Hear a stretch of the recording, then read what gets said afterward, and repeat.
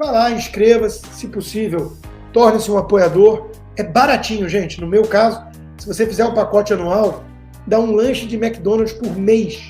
$6 por mês e você viabiliza o meu trabalho. Então peço que se torne um apoiador do Locals. Inscreva-se, a inscrição é gratuita. Já são 36 mil membros e agora com o aplicativo em português. Constantino.locals.com, vira lá um apoiador e vai ter acesso à conversa de boteco dessa segunda, que falei muito do Bukele. Não vou me alongar. O Trigo, na Gazeta do Povo, resume bem aqui o porquê da sua popularidade. Construir presídios quando são necessários e prender bandidos quando cometem crimes reais, não são excessos. Endurecer as penas contra traficantes, assassinos e ladrões também não. Claro, qualquer um pode argumentar que ao decretar estado de exceção, construir um presídio novo de 40 mil de capacidade e ocupar em pouquíssimo tempo, prender 76 mil pessoas em alguns meses, claro que deve ter muito processo ali, digamos assim, ao atropelo do devido processo legal. E isso não pode ser aplaudido. Mas é aquela história. Numa situação de guerra, vai ter injustiça sendo cometida, vai ter excessos ou equívocos.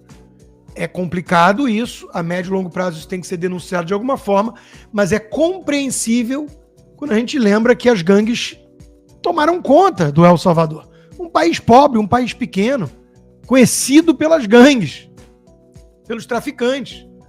Então, numa sociedade dominada pela violência descontrolada, a prioridade do cidadão comum, do trabalhador que acorda cedo para pegar no batente, vai ser sempre segurança. Quando o crime domina as ruas, qualquer outra coisa se torna supérflua.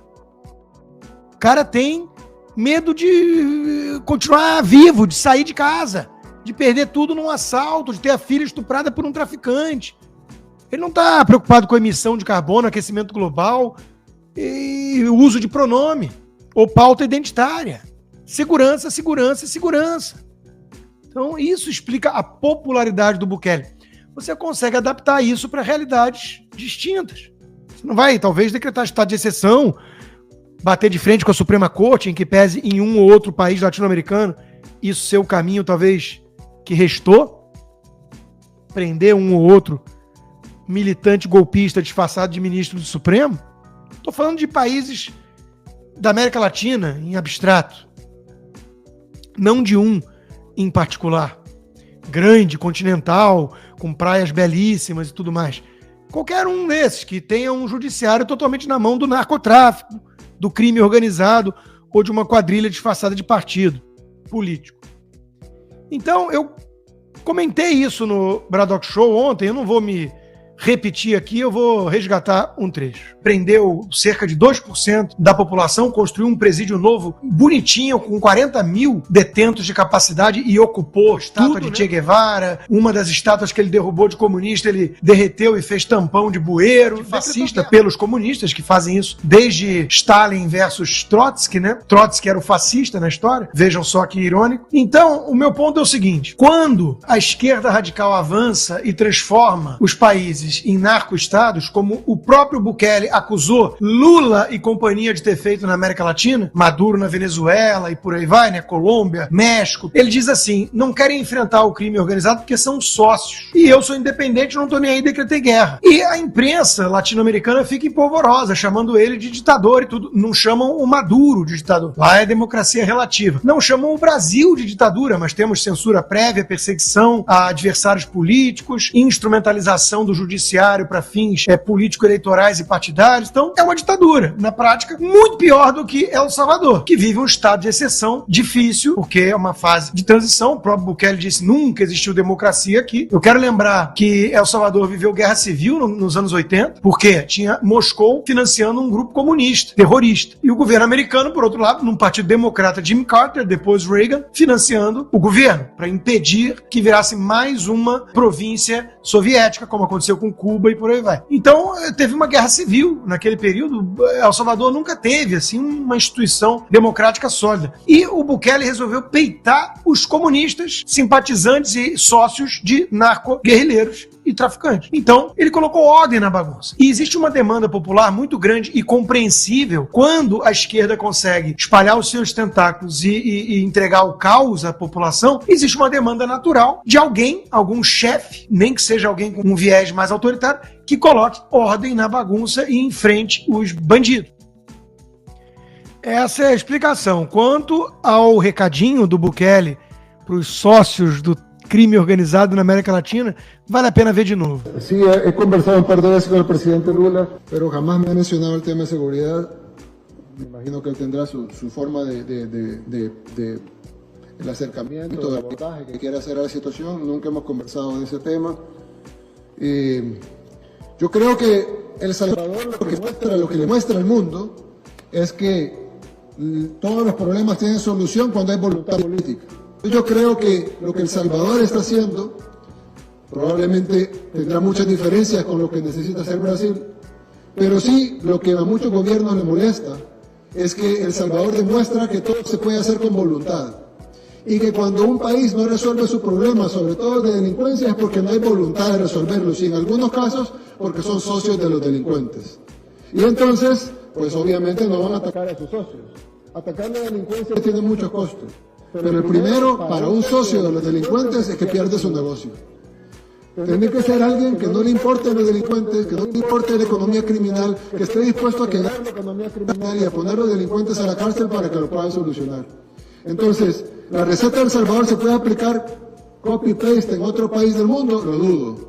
Pero el ejemplo de El Salvador puede servir que un país tan pequeño, tan pobre como El Salvador está solucionando sus problemas con voluntad política y apoyo del pueblo, sí. Y por eso ese ejemplo aplica en Brasil y en cualquier país del mundo. É isso aí, mas falta vontade política para enfrentar o crime organizado quando se é sócio do crime organizado. O Guga Noblar, numa entrevista depois de reeleito presidente, Bukele insinuou que Lula é parceiro dos criminosos. Bom, a carapuça serviu, né? O cara governa um país que vive em estado de exceção e encarcerou mais de 70 mil pessoas, bandidos. E aqui está a grande diferença. Os mesmos que estão chocados com prisões supostamente arbitrárias no El Salvador são os mesmos que aplaudem prisão ilegal, inconstitucional, por crime inventado da cabeça do Alexandre de Moraes, crime de opinião, mesmo quando se é um deputado com imunidade material, e nada eles falam sobre isso. Então, você não pode mandar prender todo mundo, diminuindo os direitos dos cidadãos, prisões injustas, isso é ditadura. Aí vem o Xande, fofinho, né? Então são hipócritas, até porque tem uma grande diferença. O Alexandre de Moraes está prendendo gente que não cometeu crime algum. O Bukele pode sim estar atropelando o devido processo legal, porque é muita prisão, é um estado de emergência, de exceção, mas ele está prendendo os marginais ligados às gangues, crime organizado, traficante, sequestrador, assaltante. É isso que ele está prendendo. Não gente que criticou o Supremo Tribunal Federal. Por falar nele, STF e STJ deram mais de 15 habeas corpus à cúpula do Jogo do Bicho no Rio de Janeiro. Meu querido e não tão saudoso Rio de Janeiro. Investigações foram anuladas ou tiveram alvos soltos por decisões do Poder Judiciário e as cortes, claro, não comentam. Porque vão comentar o quê, né? Parça é parça. E aí, meus amigos? O governador do Rio, Cláudio Castro, resolveu elogiar Lula. Foi vaiado. Claro, as eleições definitivamente acabaram. E todo mundo que surfou no mondinha bolsonarista e tenta descambar o Duda Paz convidou o Lula para um almoço ao som de mocidade. É a cara do malandro carioca, né? Que o Duda Paz representa tão bem, né? É a cara e motivo pelo qual eu quis sair. Só os cariocas podem meter o malho no Rio, que é um experimento social fracassado. Vamos combinar. Muitíssimo fracassado, né? Mas por falar em juízes e esquerda e crime, fundador do PT vai dar curso para juízes do tribunal que condenou Lula. Gente, se isso não é oreliano, eu não sei o que é. Se isso não é inversão, se isso não é, como diz o mestre Augusto Nunes, faroeste a brasileira, tudo invertido, quando os bandidos perseguem os mocinhos, é o quê? O fundador do PT, com a bandeira do Lula, LGBT atrás, vai dar cursinho para juiz que teve a ousadia de punir com base em crimes. É como diz o mestre Guzzo, o Estado brasileiro abandonou o dever de defender a população da criminalidade. Porque, claro, o Estado está tomado por marginais e simpatizantes. Virou um narco-Estado, uma bandidolatria. Os que mandam fazem há pelo menos 30 anos tudo o que podem para promover os interesses do crime. E dane-se as vítimas do crime. Até porque os bandidos, os marginais, são vistos por essa gente, com seus soldadinhos do exército cultural, como vítimas da sociedade. Então, o Brasil é um país onde os ricos compram a sua segurança pagando a empresas especializadas e os magnatas do governo, que são responsáveis diretos pela proteção e incentivo ao crime, circulam em automóveis blindados, cercados por guarda-costas fortemente armados, tudo isso pago pelo povo que está à mercê da bandidagem e é vítima diariamente deles. É inevitável que todos eles nunca sofram pessoalmente os efeitos da criminalidade que promovem. Se isso não é esgarçamento do tecido social e enfraquecimento das instituições suficiente a ponto de gerar a demanda popular por um Bukele da vida, é o que vai gerar, né? É a primeira lei tácita do contrato social. Existe o Estado para promover segurança. É a primeira função básica, princípio. Se o Estado falha terrivelmente nessa missão porque ele está tomado de bandidos e ferra o povo, é óbvio que o povo vai torcer para algum outsider autoritário chegar atropelando as instituições democráticas que nada têm de democráticas e que não atendem aos anseios básicos da população. Isso é elementar. Elementar. Eu venho alertando para isso. Isso não é torcida, não é incitação de crime. Eu venho alertando para as autoridades. Se vocês continuarem ignorando dessa forma tão escancarado o povo, em algum momento o povo vai desejar um chefe, convulsão social que vocês estão fomentando. Por falar nisso, vai lá, inscreva-se, se possível, torne-se um apoiador. É baratinho, gente. No meu caso, se você fizer um pacote anual, dá um lanche de McDonald's por mês. $6 por mês e você viabiliza o meu trabalho. Então peço que se torne um apoiador do Loucos, inscreva-se, a inscrição é gratuita, já são 36 mil membros e agora com o aplicativo em português.